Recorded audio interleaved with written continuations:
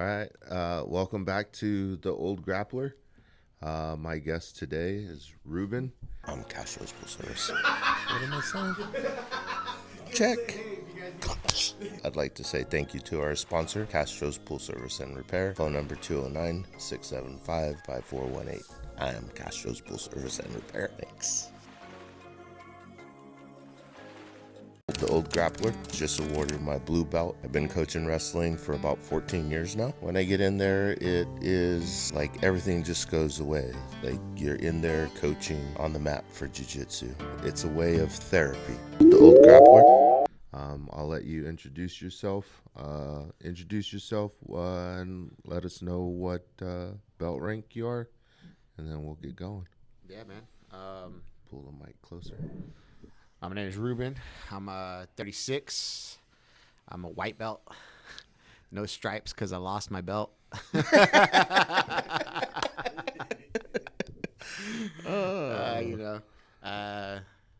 had 4 stripes on my belt before, but right now I have none.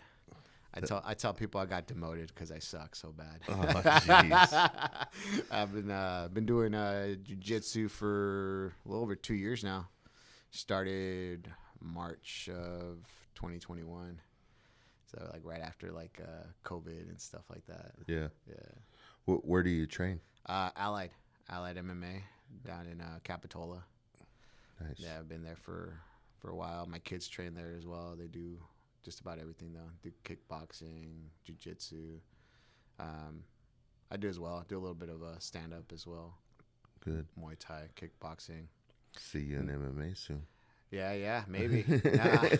Something about getting punched in the face. It's not as fun as you think. Yeah, that's for sure.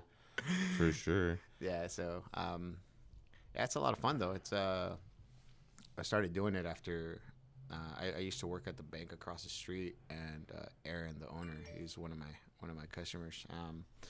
And he would invite me in. He would invite me, like, this was, man, maybe 4 or 5 years ago, and all I would do is play soccer at that time. And he would be like, "Yeah, you should come and try it. Come and try it out. Hey, you ever done boxing or anything?" I'm like, nah. And I always thought about it, but never really did it.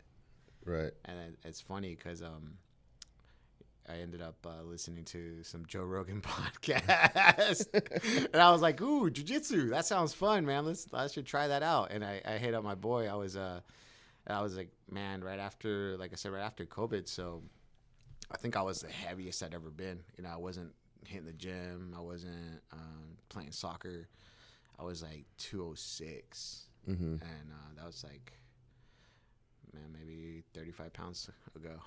So I'm down 30 pounds, but that was basically like the heaviest I'd ever been. My kids were homeschooled basically because they were doing the distance learning, and they were all super sheltered kind of. They were just like keeping to themselves a lot and not really, they weren't even talking to their little buddies that they normally had from school. So I decided, I was like, you know what, maybe we should give this a go, give it a try. Just get them out of the house, get myself out. And Right. so we ended up going. I reached out to Aaron. He was super cool and nice, and it's like, yeah, just come through, do a few classes, couple weeks, and see if you like it. And sure enough, man, first class, Got hooked. it got hooked. Nice. Yeah, it was a lot of fun, and I can't stop. Right. So for you, like, that's a little commute for you to get to class, yeah? Yeah, I live in Watsonville. So it's about, on a good day, well, I go to 6 a.m. class, so it takes me like 15 minutes. But I drive north 15 minutes, do class at 6, drive back to Watsonville, shower, get dressed, and then have to hit traffic coming back north to come to work. Yeah. So it's a bit of a process, but I got it locked down now, so it works out. So the class, you're only doing 6 a.m.? They had evening classes too that... They have evening classes, so I'll do 6 a.m. Monday, Wednesday, Fridays, and then I'll do 6 p.m. or 5:30 p.m. On Tuesdays and Thursdays. Nice. And then if I'm feeling good, I'll do the MMA class on Thursday afternoons, and also do Saturday and Sunday kickboxing. Not as often as I like, but and then but you're in there. Yeah, but I'm in there, and then I like to hit up Coffee Crew as well. Right. On Sundays. Yeah, that's where we met. That's right. Seems like I meet everybody at Coffee Crew. Yeah, bro, Mr. It's my first time at doing BJJ, and failed to tell us that you'd been wrestling for 20 years. I'm like, oh yeah. I wasn't lying, though. It was my first time doing BJJ. The lies, bro. That's so funny, man, because when I started doing Coffee Crew, I was maybe 6 months in as a white belt. Mm-hmm. And I would, I saw a bunch of other white belts. I'm like, hell yeah, I can test myself. And right. You fail to realize how many different levels, man, there are. Even at white belt, right? Even at white belt, or what they call forever white belts. Homies that have been doing this shit for 5, 6, 7 years, 10 years on and off. It's crazy you say that, because when I went to my first tournament, and we talked about this in another podcast, but my very first jiu-jitsu tournament, very first match is against another wrestling coach that I knew, right? Yeah. And I'm like, man, this guy runs a fucking MMA gym. I told my coach, right? And I'm like, he has his own MMA gym. I remember hearing that, and I told my coach, and then my coach started talking to him afterwards, and he's like, oh yeah, I trained at AKA back in the day. We're talking 15 years ago, maybe longer, and he's fucking competing in the white belt division. Right? Nice. 15 years of training, and my coach is like, yeah, that he said, why are you still competing at white belt? And he's like, well, no one ever promoted me. Just sandbagging. That's what I was. That's your forever freaking white belt, right? Definitely. That's what every time. These last few competitions, that's what I was like. You know what? I don't have any stripes on my belt. Kind of just trying to new belt, trying to hide the fact that I've been doing it for a little over 2 years. Yeah.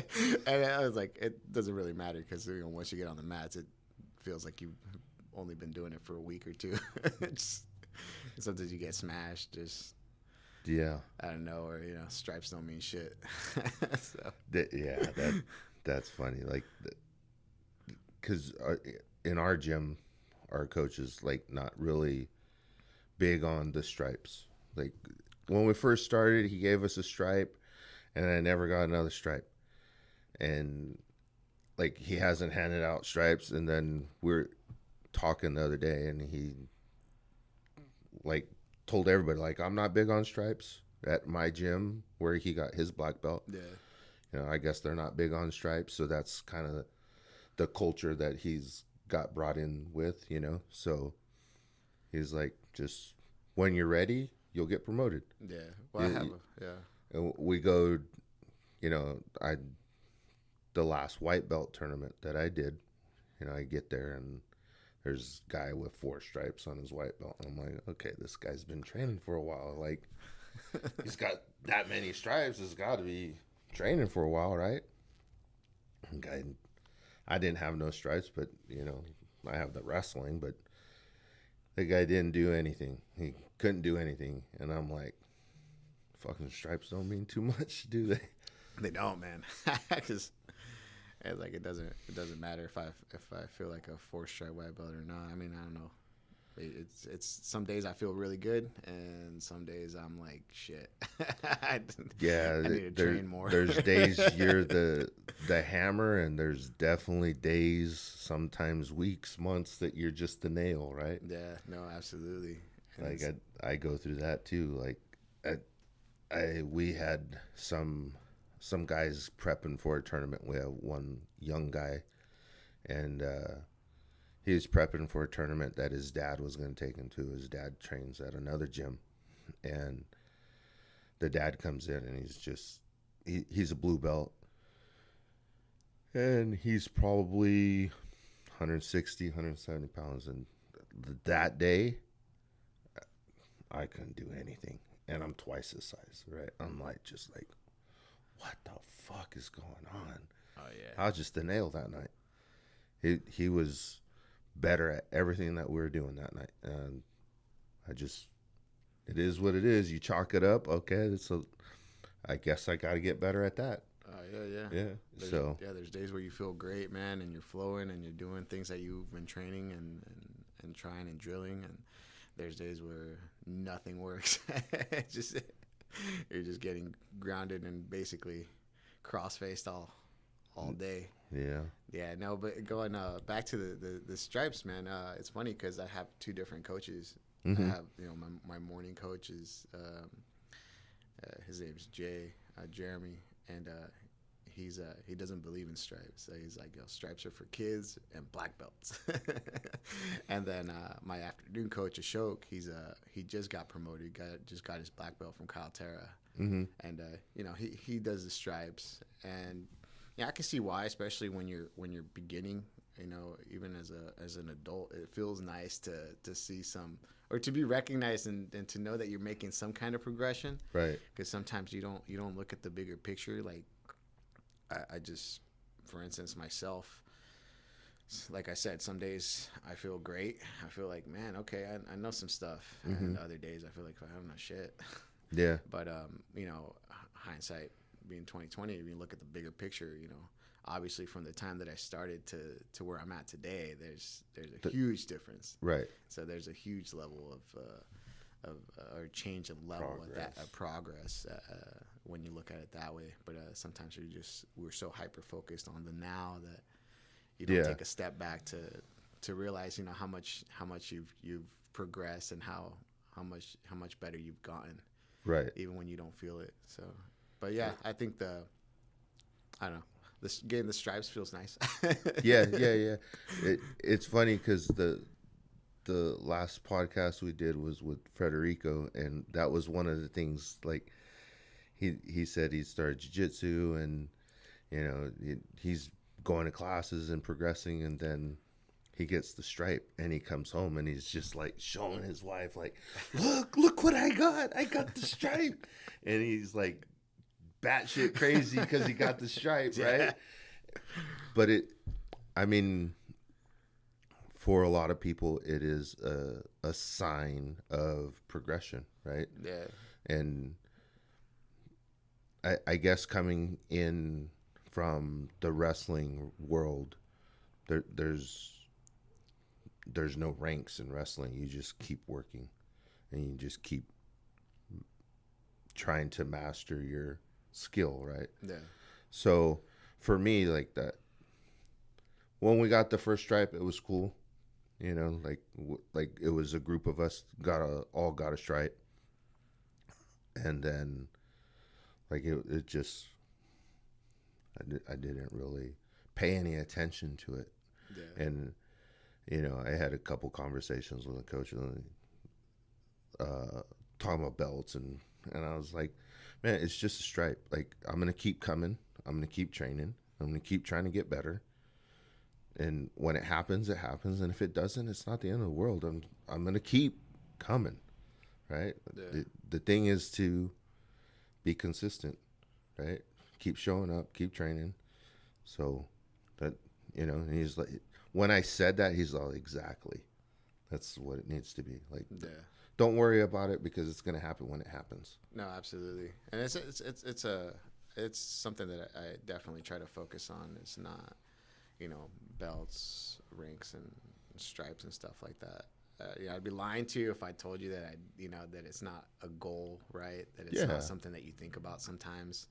Damn, like that would be cool, to get to that next level. But if it happens, it happens, and when it happens, it'll happen. Right. But it's just the bigger picture that sometimes it's hard to get a look at, to feel like you've gotten better. But, yeah, it did. you know, just take a step back and you know, really just realize that you've come a long way, you know, from doing, you know, your first class to I'll be doing my 9th competition next month. Nice. So, and it's just like every time you go out there, it's just a different experience, which is everything's great. learning, man. Like the way I see it is when I compete, I learn or I win, right? Yeah. It may have a loss on your record, but at the end of the day, it doesn't really mean anything as long as you're learning something out of it. I try to learn as much as I can out of every opportunity. Yeah, man. It's a, you know, you try to learn as best you can, especially from the competitions. But it's at the same time, it makes it's a great learning experience, and it's difficult at the same time because, you know, let's say that in some matches I may need to work on my sprawling. Well, that's the truth for all of them. I can't sprawl for shit. And my takedowns. I'm just going to say, I invited you to a wrestling class, okay? I've already invited you. You just need to make that little trek down to Los Meadows. I've been told so many times. I've been told, man. I was like, man, that's my Achilles heel. Well, that and a lot of other things, but for sure, the sprawling and the takedowns. So much so that the last 2 weeks, my coach was having us just do nothing but takedown defense and sprawls and snap downs. He's like, "This is for you." Yeah. No, I'm not pointing out anybody. Yeah. He's telling all the new guys. He's like, these classes aren't for you guys. Just to be honest with you, this is for him. Yeah. All right. I watched a lot of your videos. This is for you. So at least you know he cares. Yeah. But yeah, man, you try to learn from it, but you know, it's like there's no way to tell, you know, unless you start knowing the guys that you're going up against, but there's no way to tell, you know, what type of game they have, what they're good at. Right. So, you know, you try to prepare yourself for the best you can, but it's always just like, okay, I'm going to try this. I'm going to work on this because that's what I messed up on the last competition. And then, you know, thinking that you might have you worked on that, so maybe you can improve on that. But then this guy that comes that you go up against has a whole different, completely set of skills that, right. You know, so then you don't even get to try sometimes the stuff that you've been working on. But at least it points it out to you, and at least you're aware of it and you start working on things like that. But yeah, with the competitions, you just don't know what, like, for example, you can work on takedowns, but the guy's a wrestler. Well, that fucking went out the door right quick, right? Good luck. You know, you're working on bottom. That's what you're working on. I think that's exactly what happened to me. We're gonna change the game plan. Yeah. Oh, we're working off bottom today. Okay. Yeah, survival mode. You just work. You just continue to craft your skills, and I think everything at the end, everybody's getting better. Everybody's progressing. So yeah, man, and it's a awesome community, man. Like my gym, I feel like we're a family. Yeah, I think it's just like, you know, those are like my new friends. they're lifelong friends, and it's hard though sometimes because, you know, it's like a rotating door. You know, they come and they go, and they come and they go, and then you don't see people for a few months, and then you see them back, but it's interesting, man. Just like the whole jiu-jitsu community, and or, you know, martial arts community in general, how inviting everyone is, man. It's crazy, how open everyone is. You know, you roll with one guy for 5 minutes, and that's your boy now. Right. Yeah. You find him on Instagram, and hey, now you're homies. Right. And it's interesting how that works, but it's super cool. And it's just, that's something that I try to do with like the new people that come into the gym. Mm-hmm. You know, just being inviting, you know what I mean? Because it was hard enough to make that decision to go in there, and you're out of your element, you're out of your comfort zone, and it's like, oh shit, what is this? Right. You know, you see people like choking people out and just, throwing people on the floor. It looks aggressive and not as inviting. Right. Yeah. From the outside looking in. But then, so it's always my goal to, when I see new people, like bring them in, like. Yeah, take them under your wing. Yeah, ease them in, and it's because the more people there is, the better for you, right? The more training partners you have, and then of course the better they get, the better you get. For sure, yeah. And so it's definitely it's iron sharpening iron. That's right. So it's a cool experience. So it's nice to feel that camaraderie and the love, Right. Especially going out to different gyms. Like I've been trying to cross train a little bit more lately. And if you've seen all my stories, I've been going to Elite Team Monterey, and man, Mark, the black belt, those guys are cool, man. All those guys are super inviting. I hit him up one time. I was like, hey, man, is it cool to come through your open mat on a Saturday? He's like, yeah, absolutely, come through. And man, it was just inviting. Any gym that I go to, they're always super cool. Josh from Triune, right? I had a comp. One of my comps, I went up against Nate, and just, man, that kid ate me alive. And Josh comes up to me, he's like, hey, anytime you want to come train, come through. And it's like, that's cool, man. That's awesome. Yeah, everyone's super inviting, super nice, and it just makes the experience that much better. And I think the benefit, like my coach is big on cross training. Like our gym, Strike Fitness in Los Banos, is just 2 days a week. That's all they offer right now. Right, they're working on getting more classes, but for now it's 2 days a week, right? And my coach trains at One World when he's not training us at our gym, right? So when we first started, he's like very upfront and like, listen, if you guys have a chance to go cross train somewhere else, by all means go. You get a different look, you get different instruction. All of it is just helping you. Like don't put the horse shades on and you only have to be at this one gym and you can't do this and you can't do that. All that. Some gyms are like that, and that if that works for them, that works for them. Our gym is more open. So. Yeah. And I see a lot of gyms are open, and I think that just benefits everybody. Being able to go in and cross train. Like when our gym first started, I was the biggest guy, right? Now I'm not the biggest guy, and but it took time for that to happen. But now, like, I get people that I'm able to train with, but until those guys came in, I was the biggest guy. I had to go find other gyms with guys that were big. How am I going to get better? Like, I get training with smaller guys because they're fast, right? But I never get to feel that pressure of that big guy. Right. Yeah. And knowing, like, well, fuck, I don't want to be under a big guy. Like, you think rolling with the smaller guys, you pull guard or whatever, and the smaller guys are putting pressure, but you could withstand it. It's not the same, yeah. But you get a fucking guy that's 280 pounds, and he's putting pressure on you, and he knows how to use his body to put pressure, and you're like, oh, shit, I don't want to be down here. You've got to do something, right? But until you get that feel, you think that you're all right down there. Yeah. I'm not all right down there now, Like, absolutely. Yeah.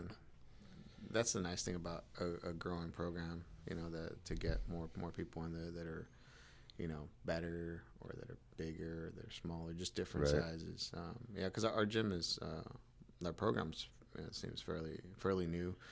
Most of us are all white belts, maybe 8-10 people. We have one blue belt, purple belt that comes in every once in a while, but for the most part, we're all newer. Mm-hmm.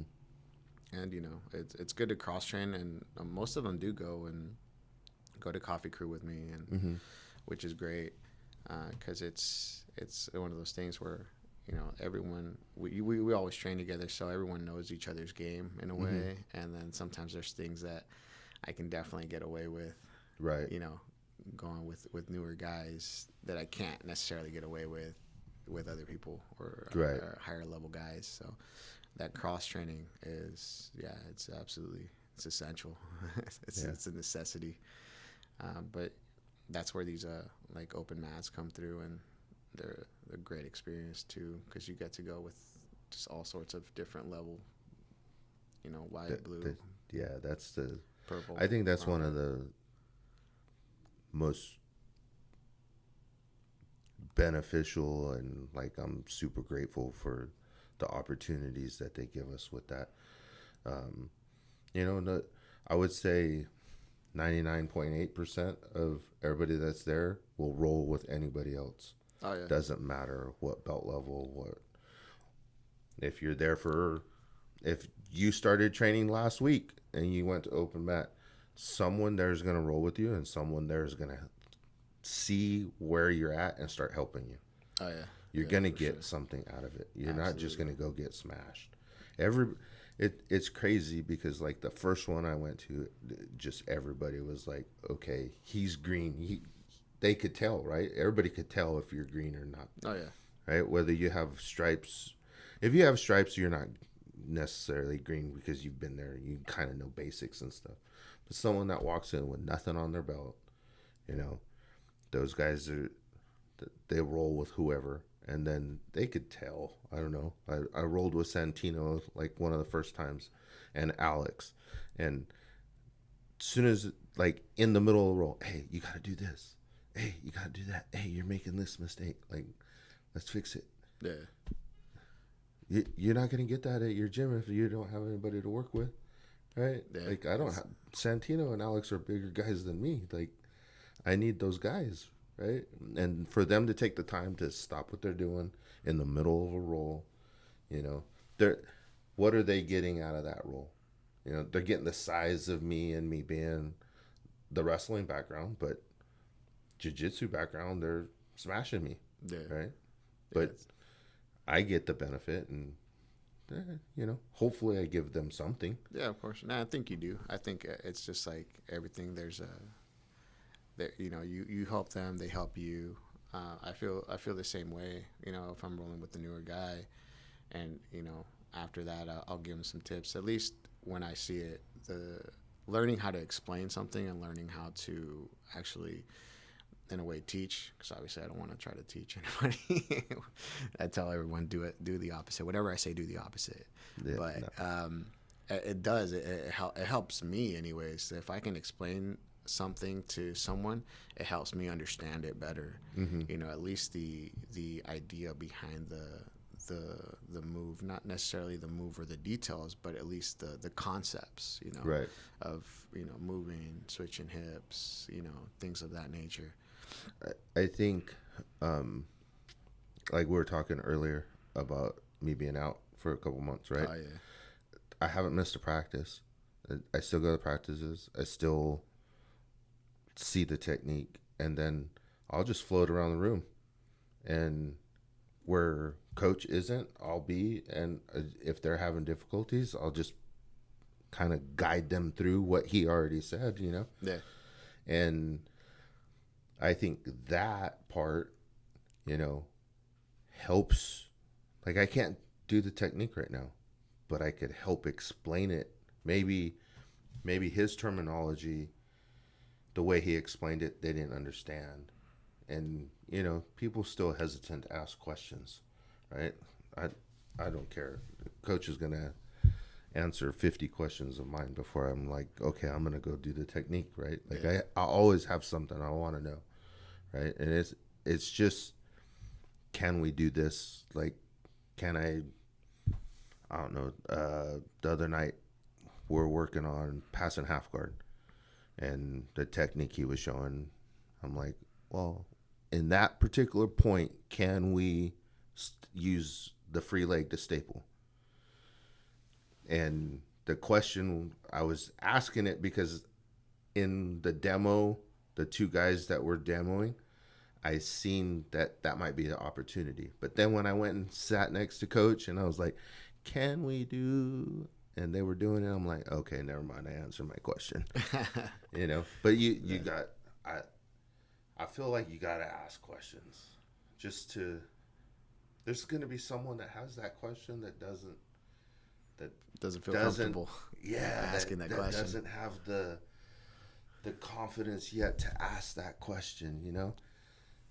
And if I can ask it and someone benefits from it, great. And if no one benefits from it but me, great. It's like, I still get what I need. You know, but being able to explain some of those techniques, I think, just makes you better at your game. It helps you learn. Definitely. Like being able to say, okay, we're going to do an arm bar and this is the way we're going to do it. And you break it down and show the steps. I remember we had a practice.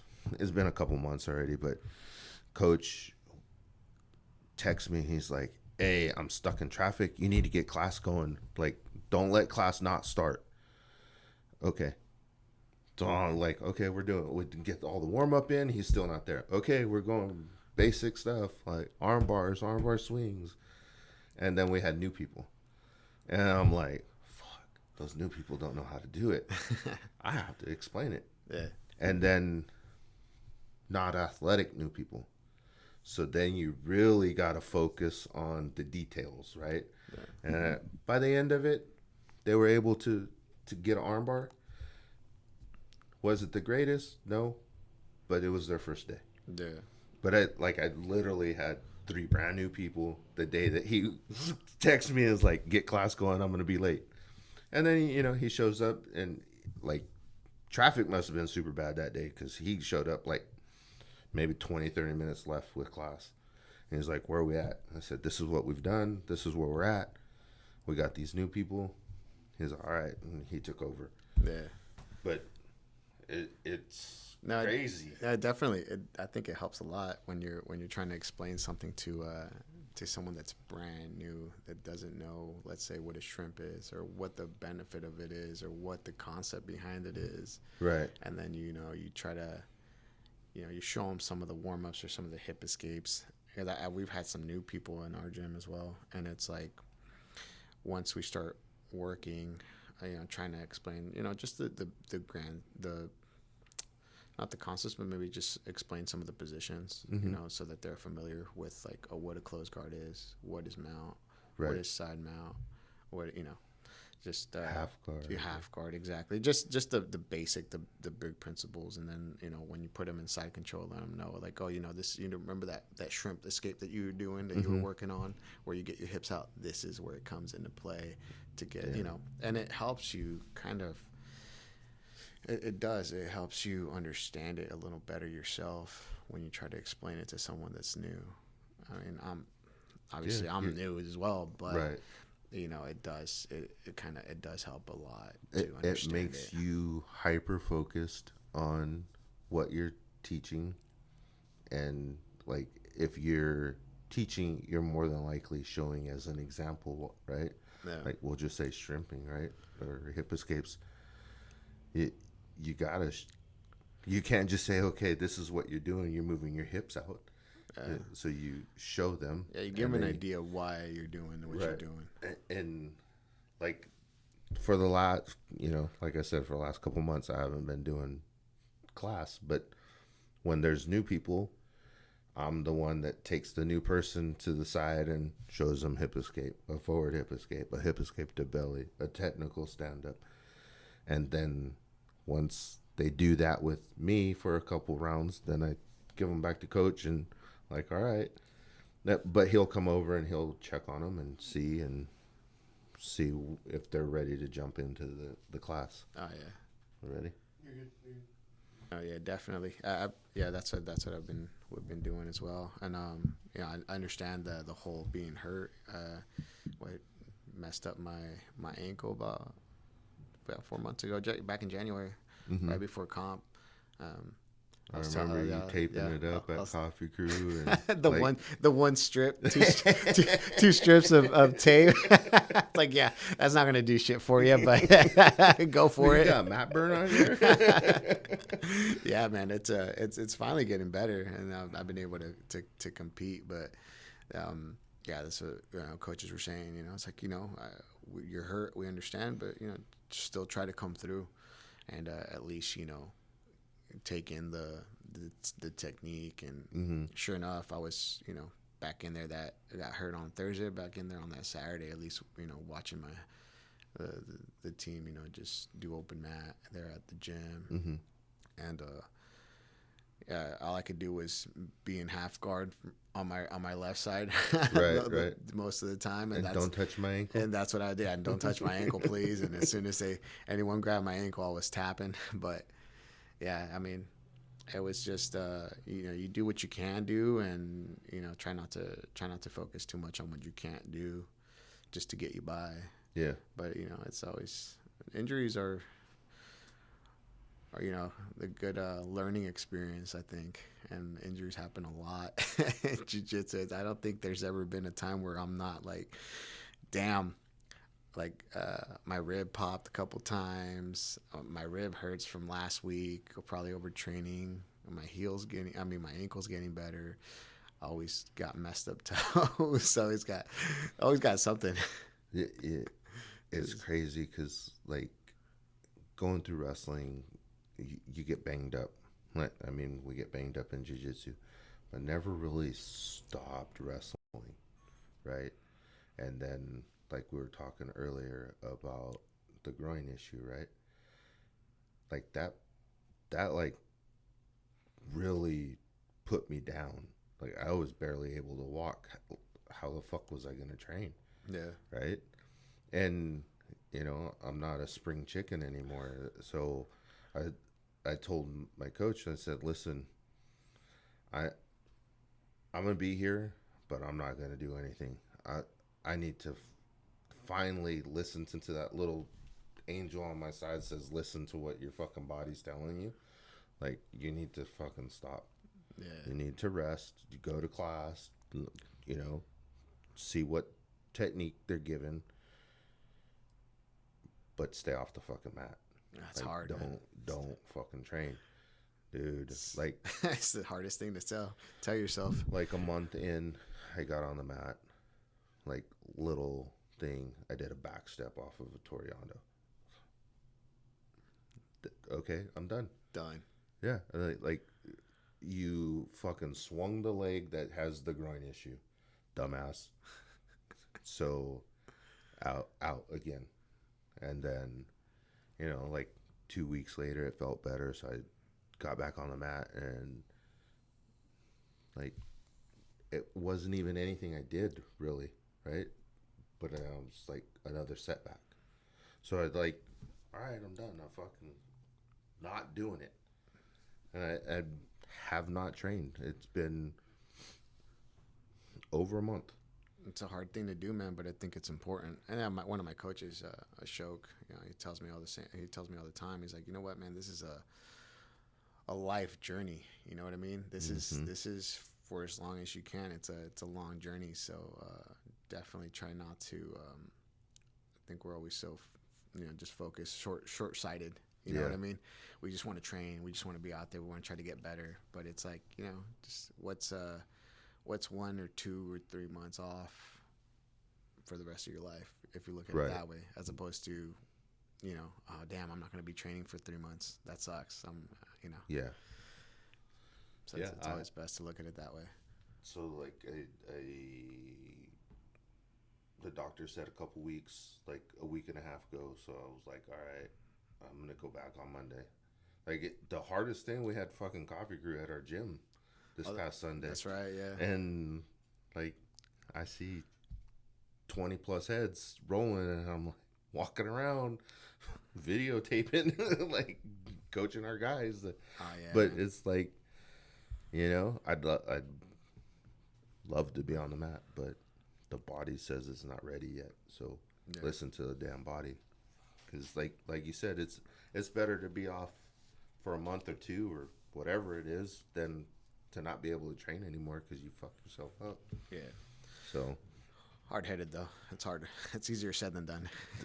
for sure, for sure. So, before jiu-jitsu, any other martial arts? Yeah, man, I did, I think, karate back when I was like young, man. I was probably like 10, 11, but I only did it for like 6 months. Yeah. That's it though. That was the extent. And I've always been I was always like a boxing fan. Mm-hmm. Always watched boxing, but never trained or anything like that. So just soccer. Just soccer, yeah. And you've been doing soccer for a long time? Long time. Man, I played soccer when I was little, man, since I was like 5. And then all the way up to 13 when I moved from Capitola here to Arkansas. So moved to Arkansas with my family, and didn't play soccer out there. Picked up skateboarding, and did that. That's a sport. Yeah, it was fun. I mean, I still try to ride the board every once in a while, man. But my knees, my knees hurt. Listen to the body. You gotta never actually thought I'd have to stretch and warm up to ride a skateboard, but yeah, you got to. For anything these days. Not when you're young, but yeah, no. The body definitely feels it now. All the impact from jumping off stairs and all the crazy shit we used to do. Right. But yeah, it's crazy what your mind doesn't even think that you're gonna get hurt when you're young. Now it's like, dude, that's a little high. You better not jump from there. Yeah, man. No, that's exactly how it is. Because after my ankle injury, now I'm like, when I get in certain positions, I'm like, oh shit. I'm like, wait, I'm kind of compromised. I find myself thinking about like a little. I get PTSD. I got hurt being in mount, so I'm like, I don't like being in mount. There you go. I get to mount, I'm like, okay, that's good. 3 seconds, let's go. Back to cider. Get off this mount. But it's just you have to, you just got to get over it somehow. Yeah. Just I think that'll come with time, because I mean, injuries happen, but the more that you just flow and end up in those positions again without you knowing that you're there, right? Yeah, like right now I got hurt here, so you hyper focus on that. This is the position I was in when I got hurt. I need to get out of it. When the more you get there, the easier it'll be to stay there. Yeah, and then it's just time. Yeah, and then just thinking back to it, the reason I got hurt was my own fault. You know what I mean? So it's just the fact that I got too complacent and not control the situation as I should have. Just trying to be flowy, and so now it puts a little more perspective. Like, okay, I have to try to be more controlled. Yeah.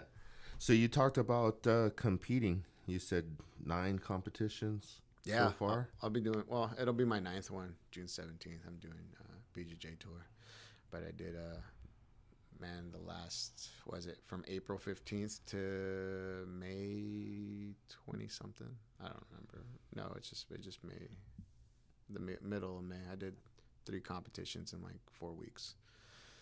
Brutal. It was fun. It was like I did one up in Tracy, which was the Charles Gracie tournament, and I hadn't really been training as hard, or I guess you would say competitive training. Mm-hmm. I was just kind of drilling and flowing just because of my ankle, so I wasn't trying to rush that, and I ended up competing in that one, which was fun, but like I told you earlier, I gassed out. I gassed out middle of the comp, and I'm like getting smashed. And I had a couple good things that I liked about it. A couple good sweeps that I've been working on. So I felt good about that. But yeah, definitely the biggest thing was just gassing out and kind of giving up on the last like maybe minute of the match. Mm-hmm. was kind of what really got me down mm-hmm. on myself. So then a week later, Anthony from Gilroy BJJ, he sent me a message. He's like, "Hey, we're having this open weight comp, 16-man bracket." He's like, "Are you down to do it?" And I was like, "Yeah, fuck it, let's do it." So did that one, and I was like, "Man, my first match, I get I get one of the biggest guys that's there." I'm like, "Damn, this is what I get," and he got the takedown, and like I was in a bad position and just trying to work from there. But gas tank wise, I felt a lot better. Nerves weren't as much, just because I had competed the like 2 weeks before. Right. So I took and that. It's a little more controlled environment too, right? Like an in-house tournament. A little in-house tournament, which it was fun, and it was a great experience again. And competing back to back really helped, and it made me feel better. And then the week after that, I had another tournament, American Cup, I think, or BJJ Tour. And that one, I got third place in that one. I won one and lost one, but honestly, it was one of those things where I was proud of how I did it, like how I competed. My first match I lost by points, but I was able to do some of the things that I've been working on, like show some of the technique that I know that I have. Right. So it was a loss, but it felt good. Like I was happy with the stuff that I was able to do, and it highlighted some of the stuff that I need to work on. Again, sprawls,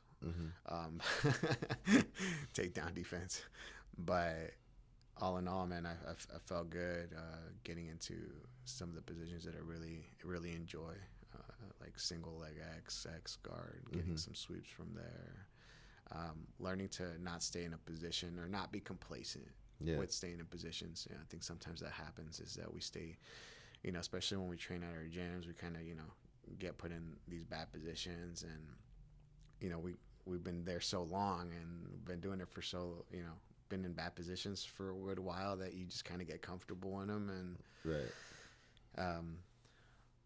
I definitely, it helped me with that. So just not being complacent with being in bad positions, wrestling up a little more. So I was really happy with that last comp. So I was excited. Good. Yeah. So it felt good to be able to do some of the things that I know I can do, which is great, despite the loss. So next, so look to build on that and do a similar job next month, which should be fun. We're just a couple weeks away from that. Yeah, just a couple weeks away.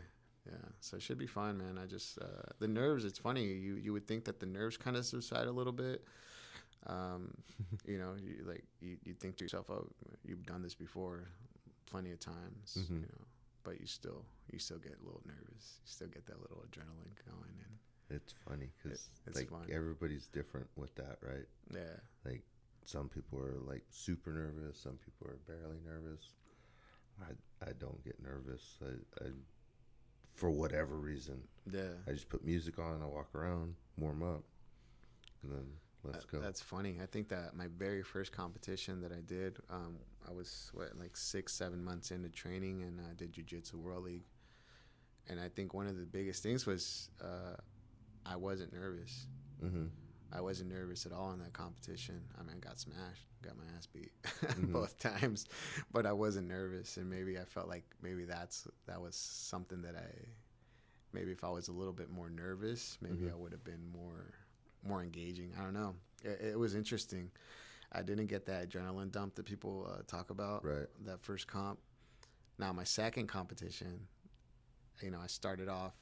They took me down. I was I put him in my guard, and then as he stood up, I swept him, ankle pick, and then side control, and then mount, and then I look at the clock and I look at the points. I'm like, oh shit, I'm winning. I wasn't used to it. I'm like, oh shit, I'm winning, and sure enough, my adrenaline just starts kicking. And I'm just going. I'm like, oh, fuck. And I take the back, and then like I'm doing really good. I'm like, oh shit, I'm winning. And the more I focus on the fact that I was actually winning, the more nervous and the more adrenaline like kept pumping, because I'm like, I was like, oh shit, what if I lose? So it was interesting, and sure enough, as soon as I got my hand raised in that match, my body just boom, that dump just hit me. I was like, oh fuck, I can't feel my legs. I can't feel my arms. My coach was like, slapping my arms, and like, he's like, just like, hey, yeah, just relax. He's like, you're good, great job, man. You got to be ready because you got another one. I'm like, I got what? I was like, I got another one. I was like, there's no way. And it's funny, because that time, my second match, they actually messed up the bracket. So I was doing 195 and under, and I ended up weighing like 177, 179 or something like that. I was like 15 pounds lighter than what my bracket was. And turns out that the guy that I went up against on my second match had the same name as my competitor, but he was from a different bracket. He was like a 205 and above. Oh shit. So like I was looking across, I was like, hey coach, that's the guy. And he's looking at me, and I'm looking at him, and I'm like, damn, that guy is 195. I'm like, that dude is big. And I'm like, all right, well fuck it. They called us up to the mat, and I'm looking at this guy, I'm like, holy shit, this guy's big. But they're like, all right, whatever, let's go. And yeah, sure enough, man, like as soon as we start going, he makes a grip, he pulls guard, and he just like swings me over. I'm like, yo, like just land on my back, gets on side control, and it's like all the nerves, all the adrenaline just kind of went away. I was getting my ass kicked. I was like, okay, I've been here before. Yeah. I was comfortable. It just happened. It was interesting. Shit. Yeah, man. But you put me in a comfortable spot. Yeah, it's like, oh man. But yeah, he just obviously he won. He won, but it was interesting, and it was just like for whatever reason that bracket was messed up, but still got the loss. But it was all right. It was interesting. It was cool because I was just like, after I realized that he wasn't in my bracket at all. It was kind of like a cool little trophy for me. Like, yeah, man, I went up against a bigger guy, and then didn't back down. It was all right. Yeah. It was cool. I got I lost, but in hindsight, it was a good challenge. Yeah. So it was fun. But yeah, competing is interesting. As much as like I feel like I'm a pretty competitive guy, especially like doing sports and soccer. Right. So I enjoy going out there, and I enjoy like testing myself. So I got to remember to stop being so hard on myself, like after every loss, because I've lost a lot. But yeah, man, it's trying to focus on the good things that I do in competition, and just working on the things that I haven't been very good at. And I feel like it's helped me progress as well a lot. So I just keep competing as long as I can. I think competing gives you that opportunity to test what you've been doing in the gym. Yeah. Against someone that doesn't know what your game is. Right? We roll with enough guys at Coffee Crew that some of them kind of know what you're going to do already, right? Yeah. And even though you're going to go in there and try to work on something that you're working at the gym, the guys that you're competing against have no idea. So your game is new to them, just like theirs is to you. Yeah. So I said it in like the mission statement for the podcast is like I gotta be able to test myself, right? If I'm not able to test what we're doing, then how does it benefit? What's the benefit out of it? Like, we gotta be able to take the techniques that coaches are showing us and go implement them. And some of them work and some of them don't, right? Like, Yeah. maybe it's not that they don't work. Maybe just the opportunity didn't present itself the way we thought it was going to be. I don't know. Maybe it's Yeah. operator error. It's right? always probably for sure it's a 90% operator error. we don't have the timing sometimes. Yeah. It is what it is. But it's a great learning experience. So For sure. yeah, it's enjoyable. It's funny. You look back, like I said, 3 months into jiu-jitsu was definitely different from me now. You know Right. what I mean? It's funny when I first started training. I don't know what it is, man. Maybe it's just the guy in us, but it's like when you start training and you're freshly new and you're kind of like you start wanting to test yourself. You're sizing people up, right? It's just, you know what I mean? It's like, oh yeah, what would you start thinking in your head, kind of, and maybe it's just me, but it's just like you go out and it's like, yeah, I could double leg that guy. 1-2 double leg. That's what I would do in this situation. And it's and now looking back, it's like you're a dumbass. It's like the more you train, the less you know. The more you realize that you don't know shit about shit. It's like I think, man, I think age has a big factor in some of that stuff. Like we're not those spring chickens, For me to go double leg a guy now is like, fuck, do I really want to do that? Do I really want to change levels? If he stops me, I'm underneath.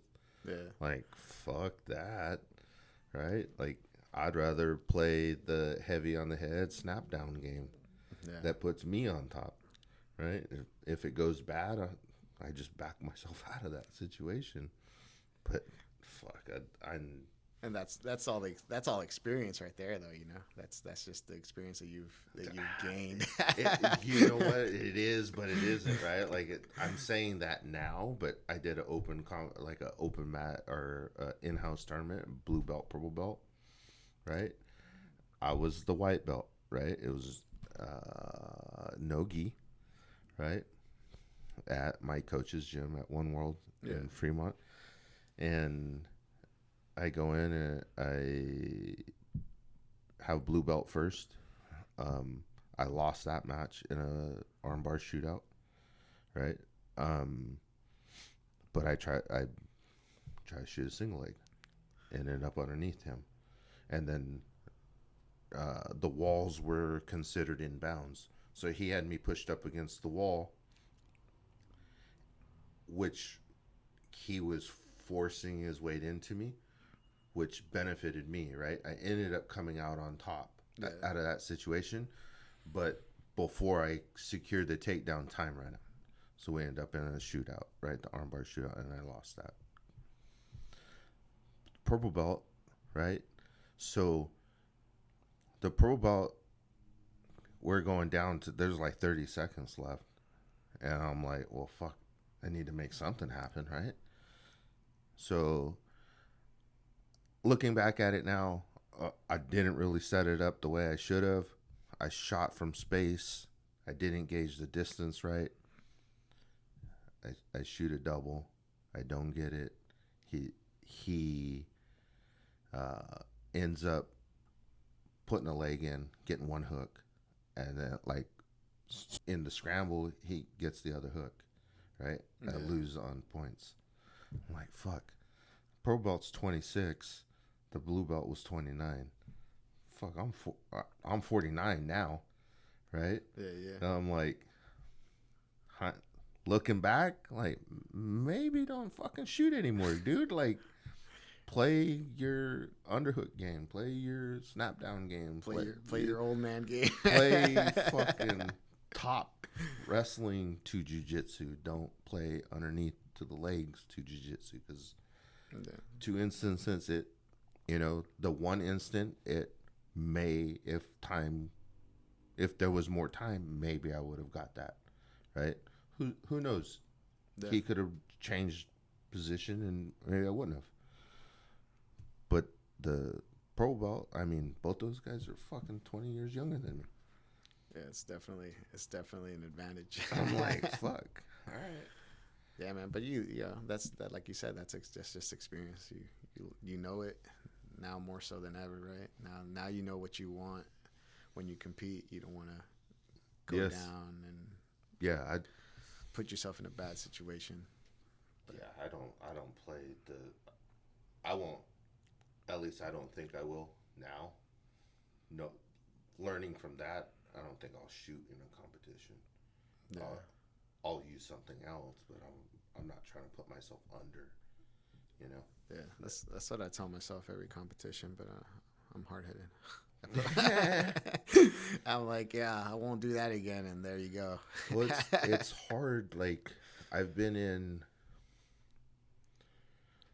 I don't know, 3, 4, 5 situations in competition where the score was tied going into like the last 20, 30 seconds.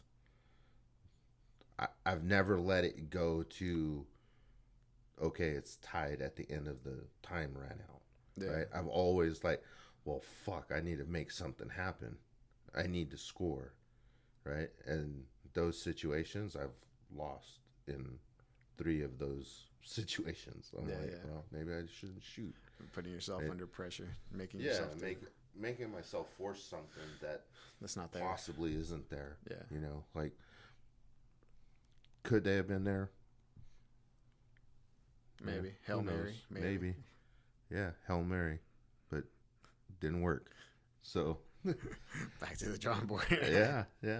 So I mean, did I lose? Yeah. On paper, it's a L, but I just, you know, like I said, we learn or we win. Yeah. So I see it as, okay, you tried something that didn't work, so you know, okay, I tried shooting on 2 different people in the last part of the match that didn't pan out for me. Maybe let's not shoot those situations, you know. Maybe we let it fucking time run out. I'm being the aggressor. Yeah. Maybe I went on a ref's decision instead of putting yourself in a bad situation. Who wants to win on a ref's decision, right? No one does. But at the end of the day, a win's a win, no matter how pretty or ugly it is, right? Yeah. So, learn. Well, and then learn. Yeah, and then I mean, I guess it just depends too. If you know you're trying to train yourself for let's say a real life situation. You know, would you have done that in a real life situation if you're, you know, going back and forth with a guy? Would you really put yourself in that bad situation trying to get that double out of just trying to stop whatever it is that's going on? The bad thing that maybe in that situation you would stand your ground and just keep standing or something. I don't know.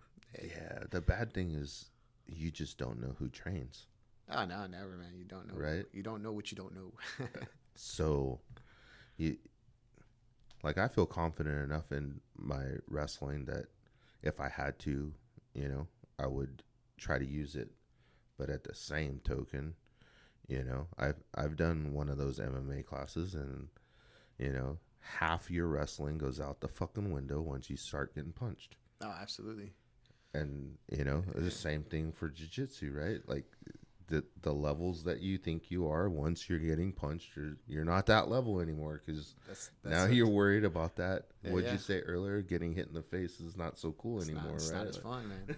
That's what one of my coaches says. You know, he's like, you know, they say a black belt after getting punched in the face turns into a brown, and then a purple, and then a blue, and then a white.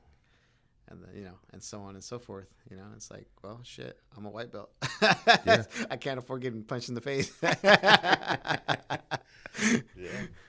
So there's nothing left from there.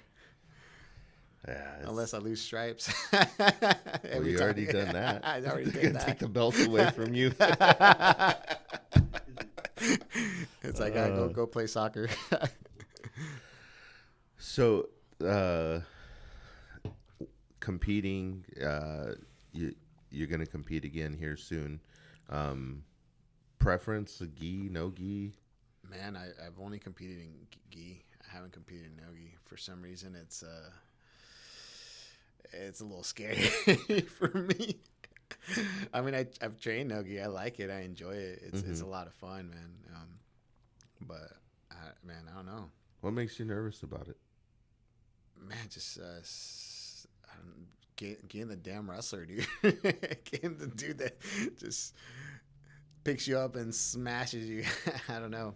It's interesting, but I have to definitely test myself. I have to do no-gi at some point. And do you guys have wrestling at your school? I know. No, we don't. No, but actually, it's funny because I was talking to my coach.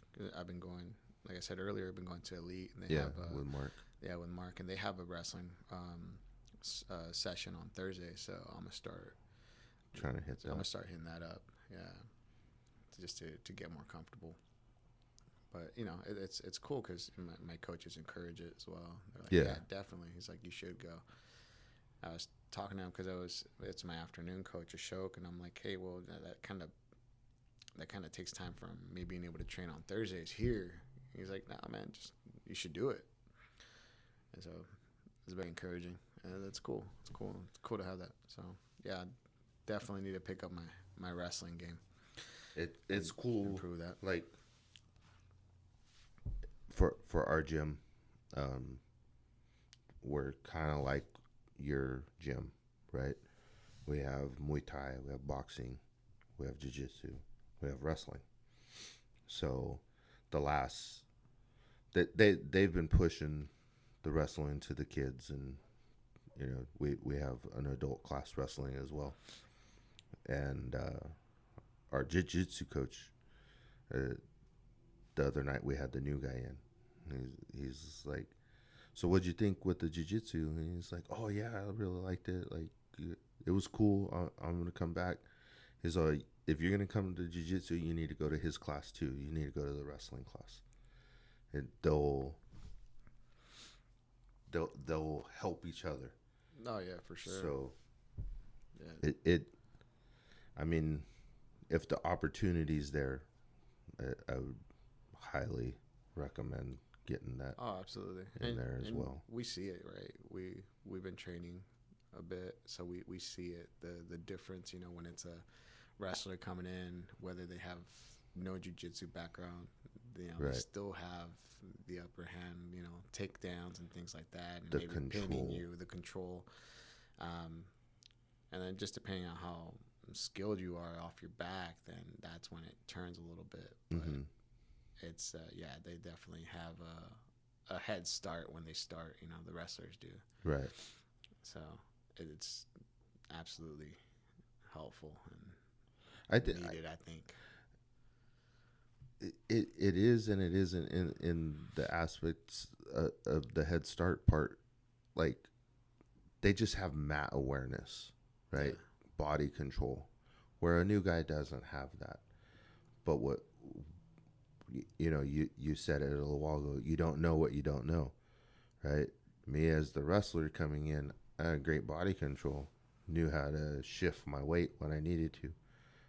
Didn't have a fucking lick of knowledge of how to stop a fucking submission, right? Yeah, so, you know, those first few times that I went to Coffee Crew, the wrestler was good, the jiu-jitsu practitioner was garbage, right? I got submitted who knows how many times.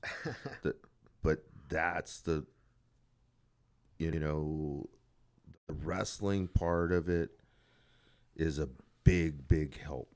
Like, me knowing how to shift weight, put pressure, like those are body mechanics, body control. Those are big things in the jiu-jitsu world, right? Yeah. But not knowing the submissions, dude, I went to the first tournament with like a month and a half of fucking training. I went to Coffee Crew with, you know, someone showed me how to do a Kimura. That was like all I had. That's it. You're gonna hit and wrestling. Like I was able to control people. Yeah. Body wise. I remember. Like, yeah, thanks.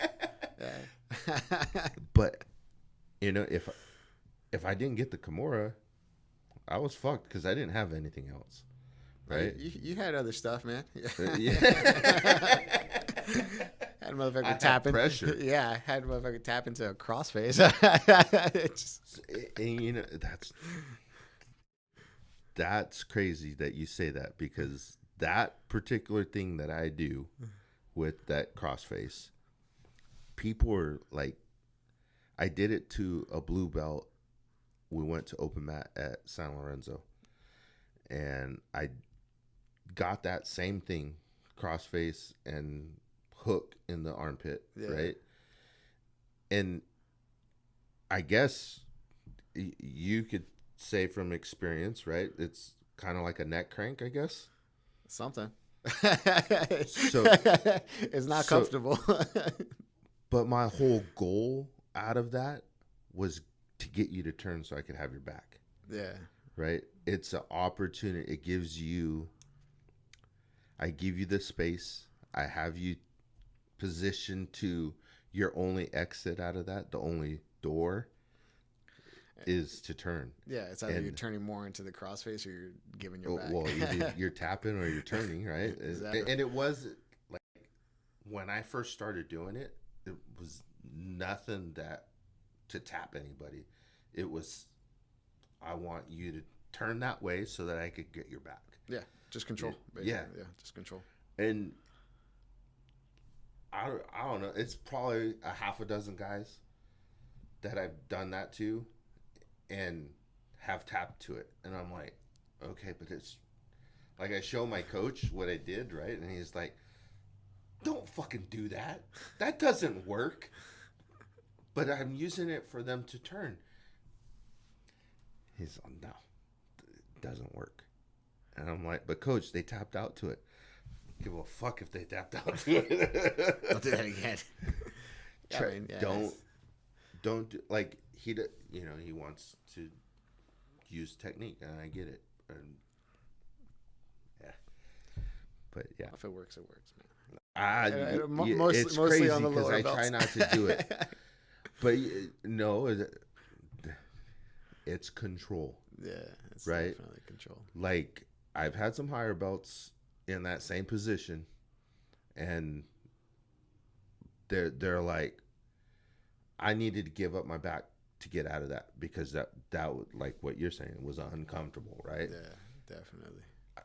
I'm like, well, that's cool. Like, that's what I wanted you to do. I wanted you to give up your back. I didn't know what the fuck I was doing on the back. I hate. I'm still trying to get used to putting hooks in. Yeah. Right? Like, I got short ass legs. I got a big ass belly. There's too much distance. Right? There's not enough control for me to be comfortable. Yeah. Right? In that situation. So I'll just let them turtle, or I'll let them go back to. Or you just get them in a better position. Well, better position for you. Or yes. Something that works for your game. Yes. Yeah. Me hooking, like, I've done it. I did it in competition, and my coach was happy because I finally listened to him, right? But I just, to this day, I'm still not. I'm probably 60-40 on comfortability on putting hooks in. Like, it used to be 40-60, right? Or 20-80. Yeah. Like, I just wouldn't do it. So, now I'm getting more comfortable to putting them in. Slowly progressing. But it's still like, if I have my choice, I'd rather not have hooks in, right? But that's just me. Yeah. Right? Like, but we're getting better. Hey, man, progress is progress. Yeah. Hey, before I wasn't putting them in, so. And now you are. That's what it's all about, though. Yeah. So, you compete, you are going to compete here soon, and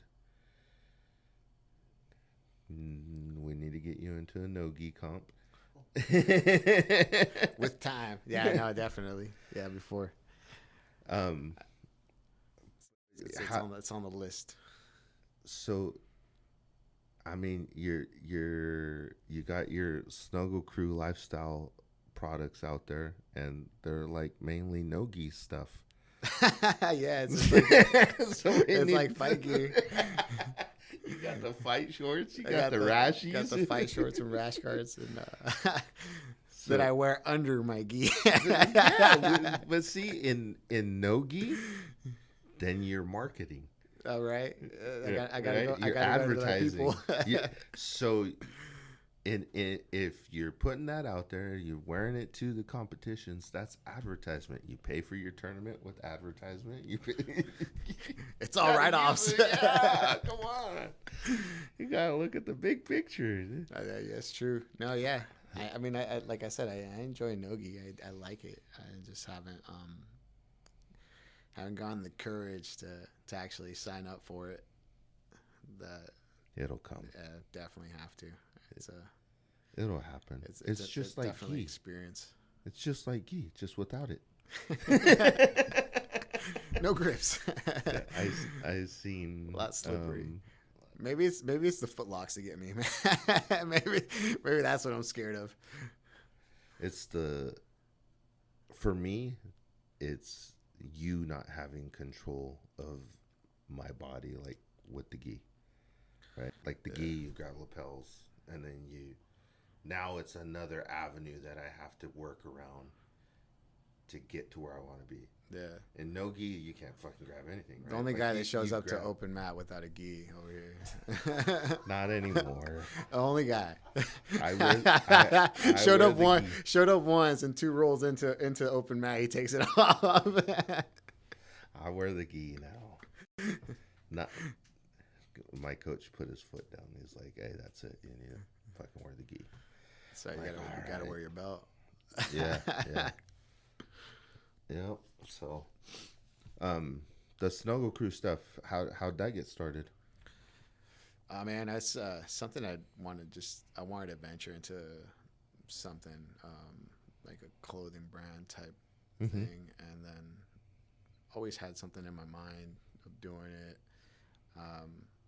Even thought about, because my oldest kid, they like to draw, so they have their own style of drawing. I was like, maybe I'll do something with my kid. Maybe they'll draw, and collaborate. They'll draw, and I'll put it on some T-shirts and some sweaters for them or something. And I've always been kind of like wondering how I can maybe start some kind of business or side hustle for myself. Right. And then I got into martial arts, got into jiu-jitsu, got into MMA, and I noticed that, like, our gym, they would carry some stuff, but they wouldn't have too much. They wouldn't have like grappling shorts or rash guards. I'm like, man, it'd be pretty cool to have something for the crew, Right. Make something for the homies, the friends. Yeah. know? And so I'm kind of gung-ho, and I kind of have an addictive personality, I guess, sometimes. Hence all the training. Yeah. So I was like, yeah, I think it'd be cool to do this. And we were just kind of brainstorming names and things like that. So the original concept was a Spazzy Crew. I like the name. So it was, I was thinking like, like Spazzy Crew, and, have it be like a beat up gorilla with black eye and like blood, because when we start off, we're all super spazzy and get fucking knees and elbows to the face, and just something to play off that concept. Yeah. So I was looking. I got a local guy from Watsonville that does screen printing, and I was talking to him, kind of conversating, and I was like, these are the ideas. This is kind of what I want.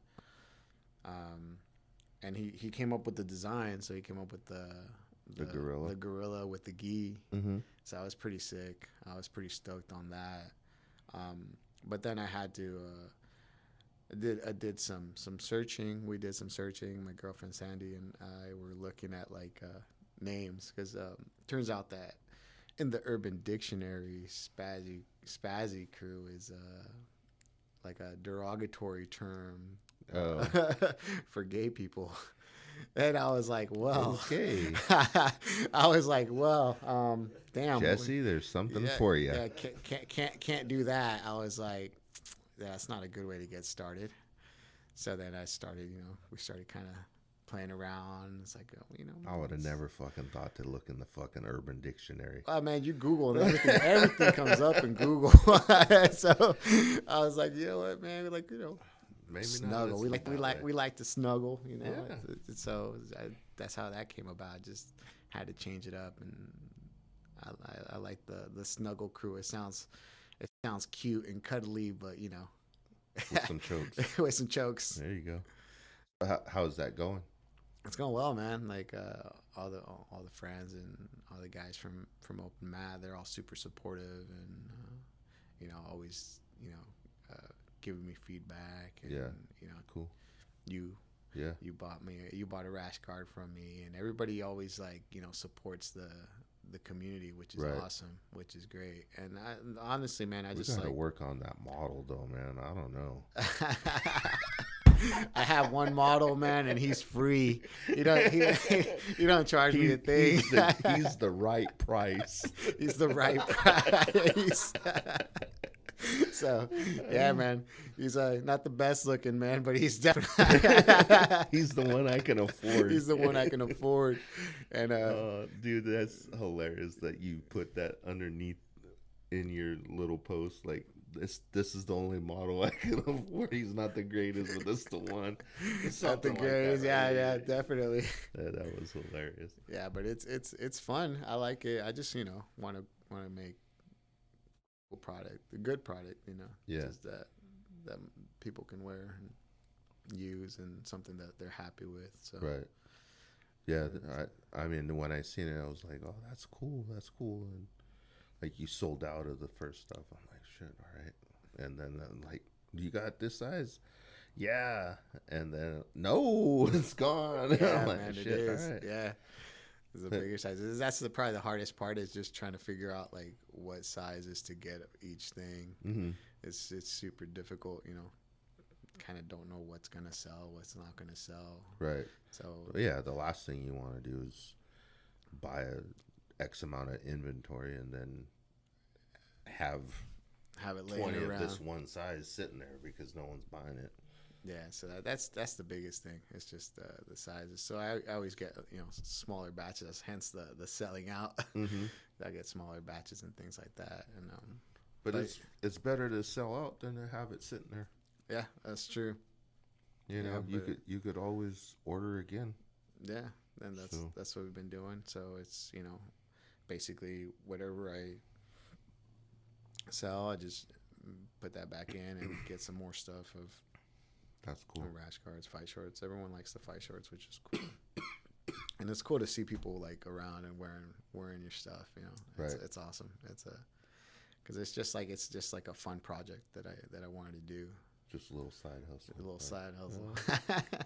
We'll see how this works. Yeah, man. We just keep getting out there and keep bringing the cool cheetah print rash guards to the community. You have long sleeve, short sleeve. Yeah. What other products do you have? Yeah, just fight shorts. I got the fight shorts. I got rash guards. Just t-shirts, sweaters. I got a couple different logos that I work with, and coming up with some different designs possibly here in the near future. Some cooler nice concepts and stuff like that.